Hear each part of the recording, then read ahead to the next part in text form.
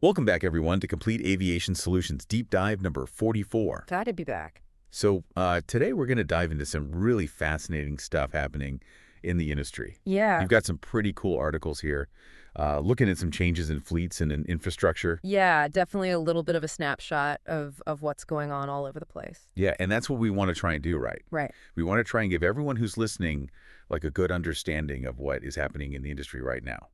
Absolutely. All right, so this first piece I've got here, this one caught my eye because it's about Australia. Okay. And it's about this airline called Airlink. Okay. They're a scheduled carrier, Right. and they're based in Dubbo, New South Wales. All right. And it looks like they're doing some pretty big things. Oh, yeah. Yeah, the local council has actually approved them building a brand new hangar and office building Wow. at Dubbo Airport. At Dubbo. Yeah. That's great for them. Yeah, and what's really interesting about this is Yeah. this facility isn't just going to be for Airlink. You know, Right. they're scheduled passenger flights. Okay. It's actually also going to house their sister company, AirMed Australia, Oh, wow. which provides non-emergency air ambulance services. Okay.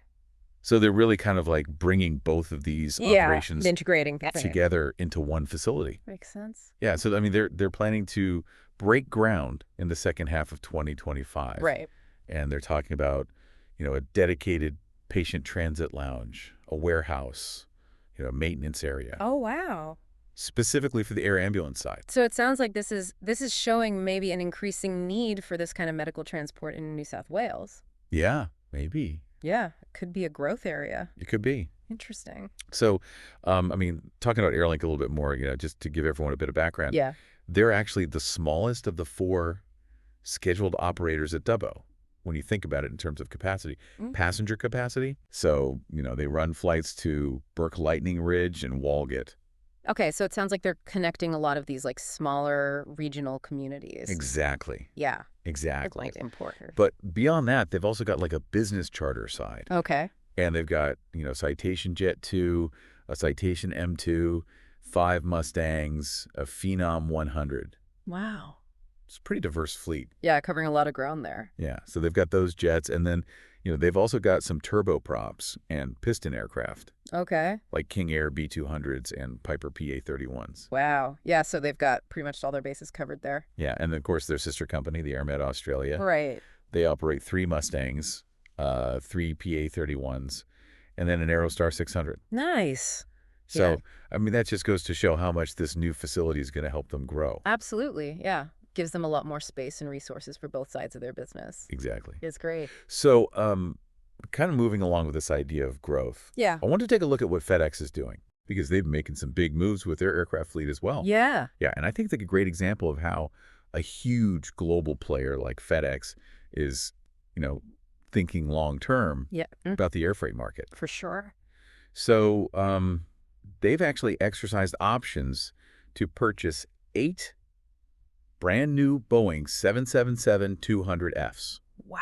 So tripling down on those 777s. And then on top of that, Yeah. they've also acquired 2 used 777-200Fs. Wow. So that's a big capacity increase right there Yeah. for their long-haul operations. Exactly. Wow. And then not just stopping there, Right. we've also placed an order for 10 brand new ATR 72-600Fs. Okay, so the smaller turboprops. Yeah. Interesting. So I guess they're thinking about both ends of the spectrum there. Yeah. The long haul and the short haul. It's a really fascinating strategy. It is. And I wonder if maybe they're using those smaller aircraft as like feeder flights, Yeah, into their main hubs. maybe. Interesting. But, with all these new aircraft on order, it's actually created a little bit of a challenge for them. Oh, how so? Well, they're waiting for all these new planes to be delivered, right? Right. So they've actually had to push back the retirement timeline for their MD-11F fleet. Oh, okay. So they're keeping those MD-11s a little bit longer now. Yeah, and it just goes to show how you can't just, Right. snap your fingers and retire a bunch of aircraft. Yeah, you got to have the replacements ready to go. Exactly. Yeah. So the delivery schedule for those new 777s, Okay. they're saying 3 of them are coming in 2026, and then the remaining 5 in 2027. Okay. And then those 2 used 777s that they picked up, Yeah. they actually got those in the 3rd quarter of their 2025 fiscal year. Oh, wow. So just a few months ago then. Yeah, so that ran from, December 2024 to the end of February this year. Okay. So they're already adding that capacity. Yeah, that's smart getting ahead of the game. Yeah, Especially with those potential delays. exactly. So what about those ATRs? So the ATRs run a bit of a slower timeline. They're saying the first one is going to arrive in 2027, and then the last one will come in 2029. All right. Yeah, and FedEx has said, the main reason behind all of these changes is fuel efficiency. Okay. They're expecting big long-term savings by replacing those older, less fuel-efficient aircraft. Right. I mean, when you're operating as many flights as they do globally, Yeah, that fuel efficiency really adds up. makes a huge difference. Absolutely. So, going back to the MD-11s for a second, Okay. they were originally supposed to be completely retired by 2028, Right. but now they've pushed that all the way back to the end of 2032. Okay, wow. So a few more years for those MD-11s. Yeah, and they've even given a breakdown of how many they plan to retire each year. Oh, wow. So in their fiscal year 27, they're going to retire 5, then another 5 in 28, Okay. 6 in 29, and 7 in 30. So a very gradual phase out then. Exactly. Interesting. And, I mean, it's important to remember that FedEx is still the biggest MD-11F operator in the world. Yeah, they've got a lot of them. They have 58 right now. Wow, that's a huge number. Yeah, and, I mean, on top of all those MD-11s, they've also got, A300 freighters, Right? 757 freighters, MD-10 freighters, Wow. and then a good number of 767-300Fs as well. So they've got a seriously diverse fleet. Yeah, and it's all tailored to different routes and cargo volumes. Makes sense. And it's interesting because they also own 23 ATR-72-600Fs. Oh, wow. But they don't actually operate those directly. Oh, really? Yeah, they use what are called CMI agreements Yeah, okay. with partner airlines. All right. So that stands for crew maintenance and insurance. Right, so they own the planes, but other airlines fly them. Exactly. That's interesting. So FedEx owns the aircraft, but then they contract out the operation of the flights. Got it. And some of those partners include ASL Airlines, Ireland, Okay. Gulf and Caribbean Cargo Mountain Air, Cargo Swift Air, and Empire Airlines. Wow, so a real mix of regional operators there. Yeah. That's cool. And, when you add it all up, they've got a total of 17 outstanding orders for ATR-72s. Wow. So 10 new ones that we talked about, plus 7 more from an order back in 2017. Wow, so they're really invested in this regional cargo strategy. Yeah. That's cool to see. So we've talked about, regional growth with Airlink. Right. We've talked about FedEx's global operations. Yeah. Now I want to switch gears a bit and look at Korean Air. Okay. Because they are about to finalize a really huge aircraft order with Boeing. Oh, wow. Yeah, and this is a big sign that they're serious about growing in the international passenger market. Okay, this sounds exciting. It is.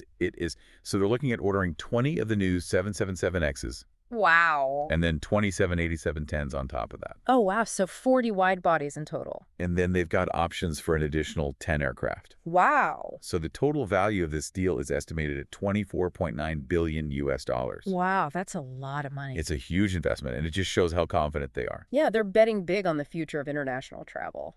Exactly. And, it's not just about the aircraft themselves. Yeah. They're also going to buy 8 spare GE9X engines for those 777Xs with Okay. options for 2 more. Right.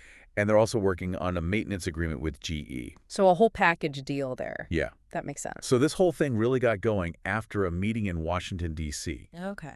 with the CEOs of all 3 companies, Korean Air Boeing and GE Aerospace. Wow, so the big players were all there. Yeah, so they were basically finalizing a memorandum of understanding they'd already signed. Okay, so this deal has been in the works for a while. Yeah, and they're hoping to have all 40 of these aircraft delivered by 2033. Wow, that's a long-term vision. It is. That's cool. And South Korea's Minister of Trade, Industry, and Energy even said that this cooperation is expected to help Korean Air become one of the top 10 airlines in the world. Wow, Yeah. that's a big goal. And he also said it will boost trade and travel between Korea and the U.S. Wow, so it's not just about the airline itself. Exactly. It's got those broader economic implications as well.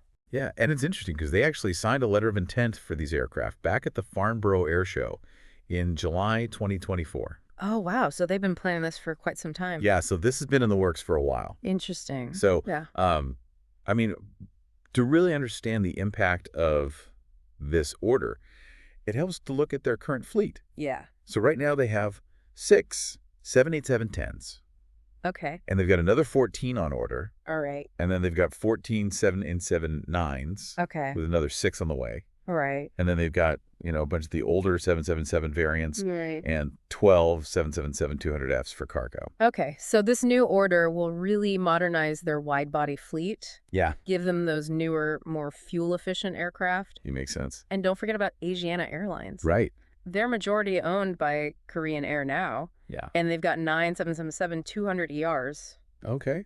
but they don't have any Dreamliners. Oh, wow. So it'll be interesting to see how they integrate those fleets as they move forward. Exactly. So, this whole thing with Korean Air, Yeah, it's going to have a huge effect on air travel in that region. absolutely. So just to recap everything we've talked about today, Right, we started with Airlink in Australia. right.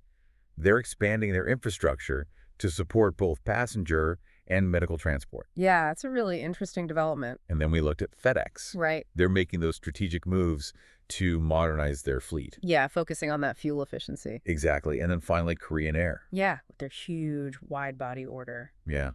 And it just goes to show, how dynamic the aviation industry is. Absolutely. There's so much happening all the time. Yeah, and it makes you think about how all these individual decisions, Yeah. from a new hangar in Australia to Okay. a fleet renewal at FedEx to this huge order from Korean Air, Yeah. how they all kind of interact and shape the future of aviation. Exactly. Yeah. What kind of ripple effects are we going to see from all of this? Yeah, that's the big question. It's really fascinating to think about. Absolutely. So for everyone listening out there, Yeah. that's something for you to ponder. Yeah. Keep an eye on the industry. How are these things going to play out in the coming years? Definitely some exciting times ahead. All right. Thanks for joining us, everyone. Thanks for having me. And we'll catch you next time on Complete Aviation Solutions Deep Dive. See ya. Bye.